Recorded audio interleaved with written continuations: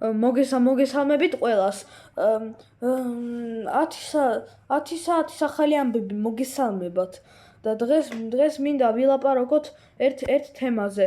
ქვეყანა რუსეთში დაბლოკეს ძალიან პოპულარული თამაში, რომელიც არის პოპულარული მთელ მსოფლიოში, სახელად Roblox-ი.